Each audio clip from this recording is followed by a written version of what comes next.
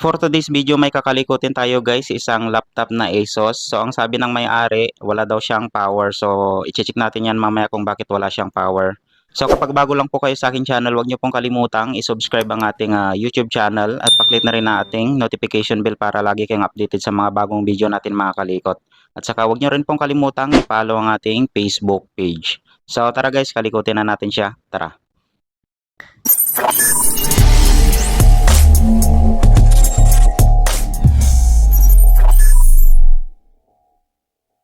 Ang unang gagawin natin mga kalikot, syempre, testerin muna natin yung kanyang charger. Baka dito siya nagkaroon ng problema. Ayan, plug muna natin. So, kailangan natin ng tester. Ayan, sa DC tayo re-reading. Testerin natin yung kanyang charger kung may output siya or may voltahe. Ayan, may 19 volts siya mga kalikot. So, ibig sabihin okay yung kanyang charger. So, try muna natin kung magpa-power yung ating laptop. Kasi sabi ng may-ari, wala siyang power. Plug muna natin. Ayan guys, walang ilaw sa kanyang indicator lights na nagcha-charge siya. Try natin na i-power. So, wala nga siyang power mga kalikot. Malamang may problema to dun sa loob niya. So, babaklasin natin to mga kalikot. Tapos mamaya i-charge natin. Tapos try natin na testerin yung kanyang charging port dito. Kasi baka mamaya nagpa-fluctuate pala yung kanyang charger. So, baka sa charger yung may problema. Bali, babaklasin natin mga kalikot yung laptop.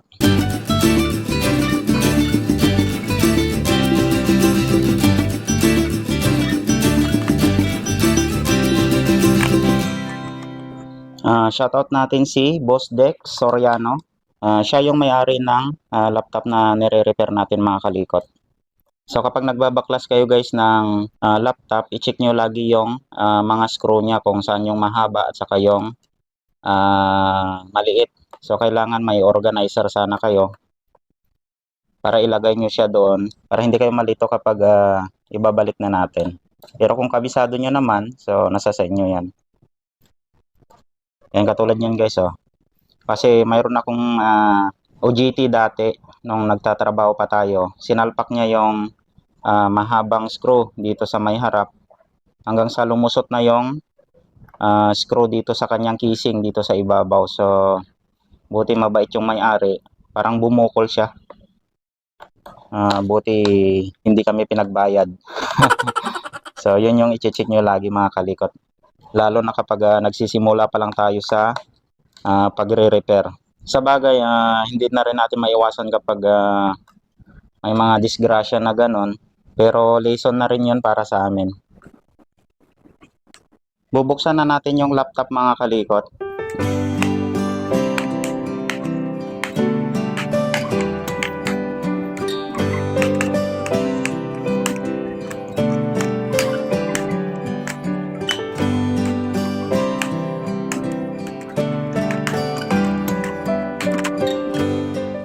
Kapag binabaklas nyo mga kalikot yung keyboard niya dito or dito sa ibabaw, wag nyo muna siyang basta-basta na iangat.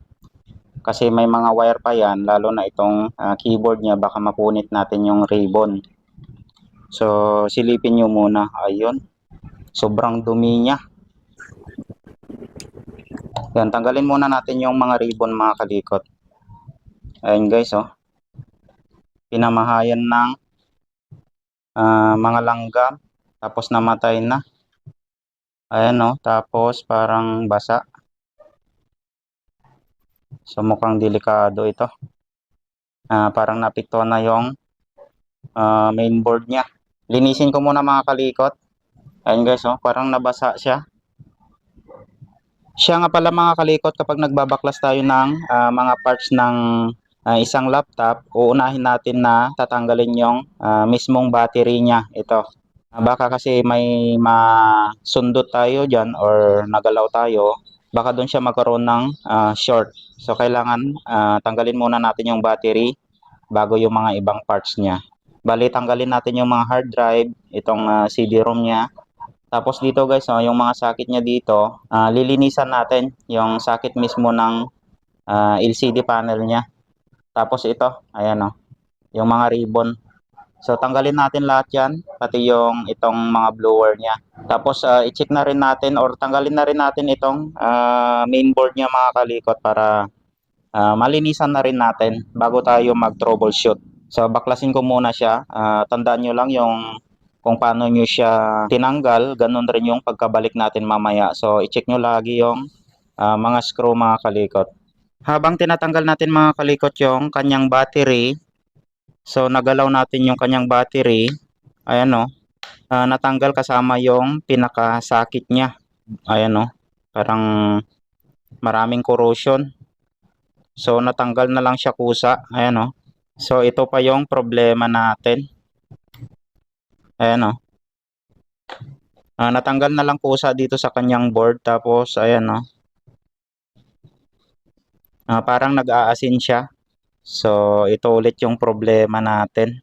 Tapos dito guys, ayan may corrosion din siya dito sa may IC na to, pati dito sa flex ng panel niya. So mukhang nabasa siya.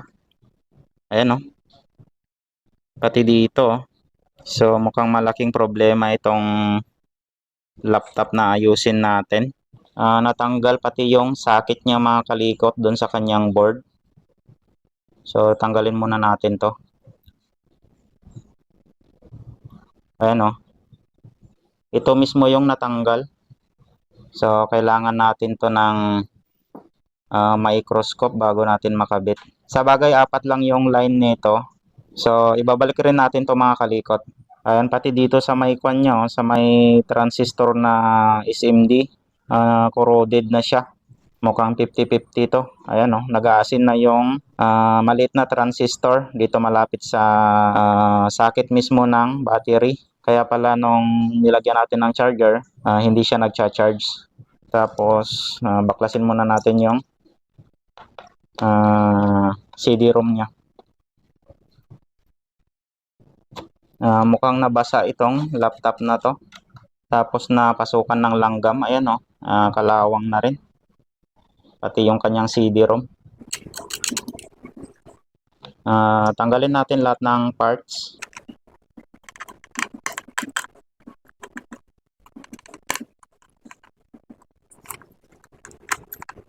Bali ingatan natin yung mga socket kasi kunting galaw lang natin, pati yung socket niya natatanggal or yung terminal niya. Ito parang nabasa na.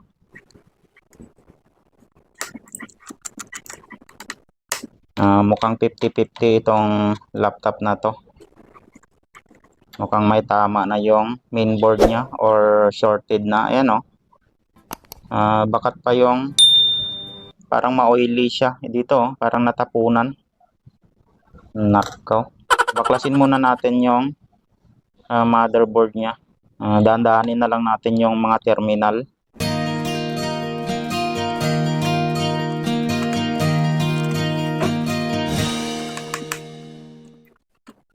So ito na guys yung flex ng kanyang panel. Ayan napasukan na rin ng dumi at saka langgam. Parang nakakatakot na hugutin. Baka kasi yung socket niya may sama. Ayan. So buti natanggal natin.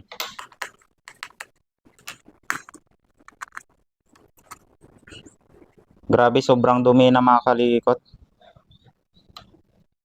Linisin ko muna mga kalikot. Dito guys dito siya nagkaroon ng corrosion Sobrang dumi pati dito sa ayun. Nag-aasin na yung terminal ng ribbon dito papuntang USB at saka sa phone jack. Tapos dito guys sa terminal ng battery niya, ayan nag-aasin na yung IC na to. IC pala to, akala ko transistor na maliliit. Ayan nag-aasin na siya.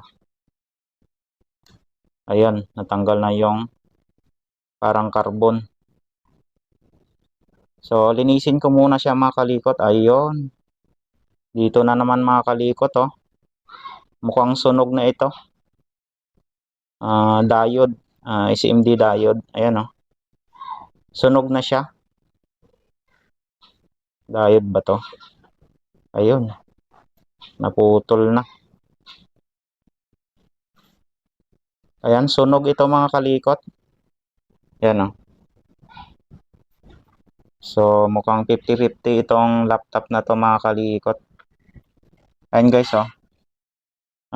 May basa siya dyan, oh. Dito rin kanina nagkalawang yung or nakita natin yung kalawang ng CD-ROM. Ito. So, mukhang nabasa itong laptop na to. Tapos dito guys, oh. May cause na parang nabasa siya. So, medyo kausapin muna natin yung may-ari mga kalikot.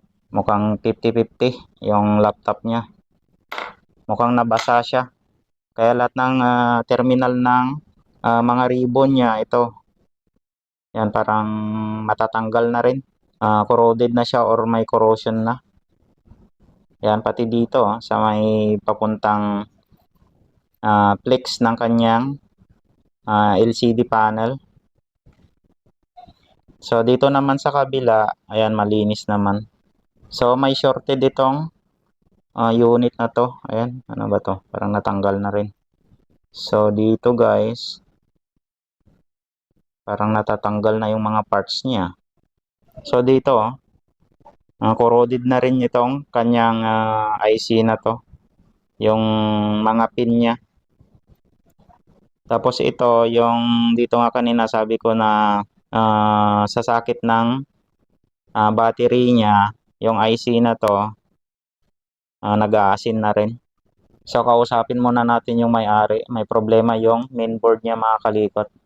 Kausapin muna natin kung ano yung desisyon niya dito sa laptop niya. Bago natin kalikutin. Tapos sabihin rin natin na sunog yung mga ibang parts niya. Update ko na lang kayo mga kalikot kung ano yung desisyon ng may-ari mga kalikot. 2,000 years later. Update tayo mga kalikot dito sa ating ginagawang laptop na ASUS. Bali, nakausap na natin mga kalikot yung may-ari ng laptop. Hindi na nila ipapaayos yung laptop nila mga kalikot kasi sinabi rin natin sa kanila na 50-50 itong laptop nila. Kasi maraming corrosion na yung motherboard niya or yung kanyang mainboard. So baka mahihirapan lang din tayo at saka may nasunog na pyesa.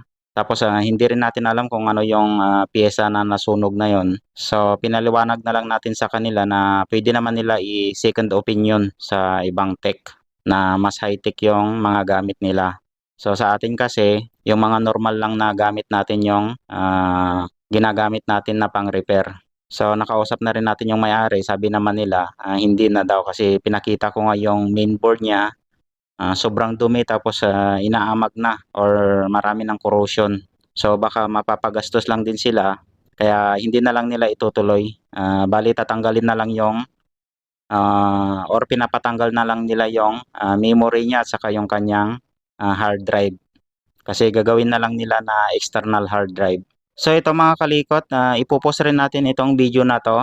Kahit pa paano may kunting matutunan tayo dito kung paano natin siya troubleshoot, kung paano natin nalaman na yun yung sira ng laptop na to.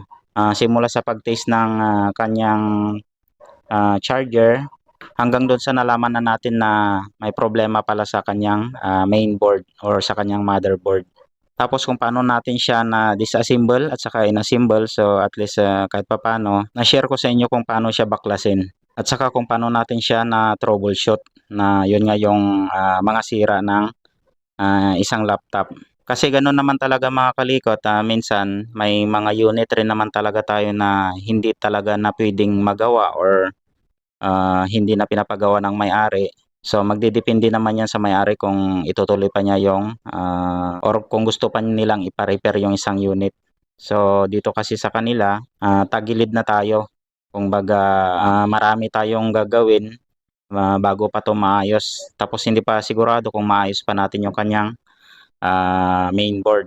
So kaya nakapag-desisyon yung may-ari na hindi na lang ipapaayos. So, yun lang guys.